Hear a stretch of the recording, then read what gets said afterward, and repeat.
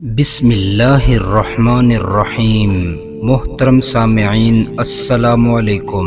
آج ہم آپ کو ایک بزرگ کا بہت ہی خوبصورت واقعہ سنانے والے ہیں۔ اس واقعے کو سننے کے بعد ہر انسان کا ایمان تازہ ہو جاتا ہے۔ آپ سب دوستوں سے گزارش کرتا ہوں اس واقعے کو آخر تک ضرور سنیے گا۔ ایک بزرگ تھے اب شیخ عبداللہ سومعی رضی اللہ تعالی عنہ ایک نہر کے قریب وضو کر رہے تھے۔ کئی دنوں کے فاقے تھے، ان کی نظر ایک سیب پر پڑی جو نہر کے کنارے پر آ رہا تھا۔ انہوں نے اس سیب کو اٹھایا اور کھا لیا۔ کھانے کے بعد انہیں یاد آیا یہ میرا سیب تو نہیں تھا بلکہ کسی کا سیب میں نے کھا لیا ہے۔ جس سمت سے پانی آ رہا تھا اس ہی سمت چل پڑے۔ کئی دن کی مسافت کے بعد ایک باغ نظر آیا۔ اس باغ کی شاخیں اس پانی کی طرف لٹک رہی تھی۔ پھر سوچنے لگے یہ یہی سے آیا ہوگا، میں نے اسے اٹھا کر کھا لیا۔ خیر وہ اس باغ کے اندر چلے گئے۔ اس باغ کے مالک سے فرمانے لگے کہ میں نے ایک سیب کھایا ہے، غالباً اسی باغ سے وہ آیا تھا۔ کہنے لگے کہ میں معافی مانگنے آیا ہوں، یا تو پھر آپ بتائیے اس کا ہرجانہ کیا ہوگا۔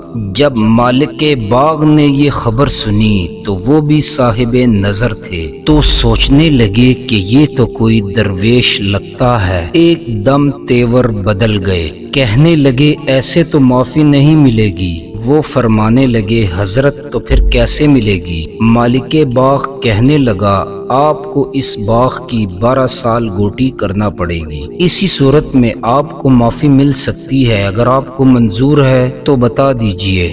وہ درویش کہنے لگے حضور میری معافی تو ہو جائے گی نا؟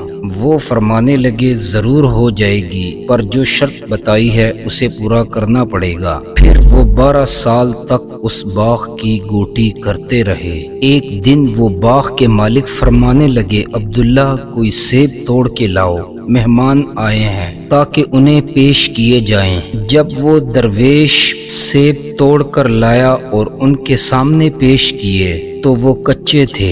مالک باغ ان سے فرمانے لگے کہ آپ کو اس باغ میں رہتے ہوئے 12 سال ہو گئے ہیں، آپ کو اتنا نہیں معلوم کچے کیا ہوتے ہیں اور پکے کیسے ہوتے ہیں، کچھ تو خیال کر لیتے۔ عبداللہ فرمانے لگے کہ آپ مجھ سے قسم لے لیجئے 12 سال ہو گئے ہیں، ایک مرتبہ بھی اوپر نظر اٹھا کر نہیں دیکھا سیبوں کو۔ ایک سیب میں نے کھایا تھا، میں تو اس کی سزا بھگت رہا ہوں، میں کیسے جرأت کر سکتا ہوں کہ اوپر نظر دوڑاؤں ان سیبوں پر کہ وہ کچے ہیں یا پکے؟ مالک باغ نے انہیں سینے سے لگا لیا، کہنے لگے ایک شرط تو تمہاری پوری ہو گئی، اب دوسری شرط باقی ہے۔ وہ کہنے لگے حضور بتائیے کون سی شرط ہے؟ تو مالک باغ فرمانے لگے میری ایک بیٹی ہے جو بہری ہے اور آنکھوں سے بھی اندھی ہے اور پیروں سے چل نہیں سکتی اور منہ سے بھی گونگی ہے،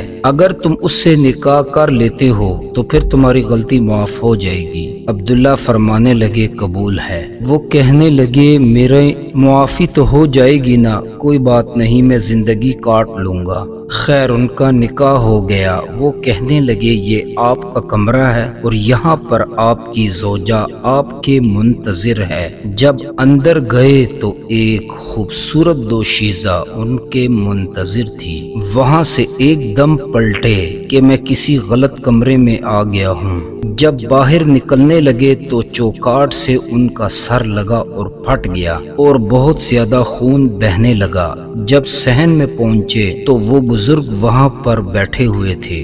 وہ مالک باغ یعنی بزرگ ان سے پوچھنے لگے کیا ہوا؟ وہ کہنے لگے ایک غلطی کی اتنی سزا بھگتی میں نے، اب میں نہیں چاہتا کہ ایک اور غلطی مجھ سے ہو جائے۔ وہ تو کوئی اور خاتون ہے۔ وہ بزرگ کہنے لگے نہیں وہی تمہاری خاتون ہے، میں تمہیں بتاؤں کہ وہ بہری کیوں ہے؟ آج دن تک اس نے کسی غیر محرم کی آواز نہیں سنی، اور میں تمہیں بتاؤں کہ وہ بول کیوں نہیں سکتی، کیونکہ آج تک اس نے کسی غیر محرم سے کلام تک نہیں کیا، اور اندھی اس طرح ہے کہ اس نے آج دن تک کسی غیر محرم کو نظر اٹھا کر نہیں دیکھا، بلکہ کسی غیر محرم کو دیکھا تک نہیں، اور ابہج اس طرح کی ہے کہ اس نے آج دن تک اپنے گھر کی دہلیز سے قدم باہر نہیں رکھا۔ اس خاتون اور عبداللہ کا جب نکاح ہوا، اللہ رب العزت نے انہیں ایک بیٹے کی نعمت سے نوازا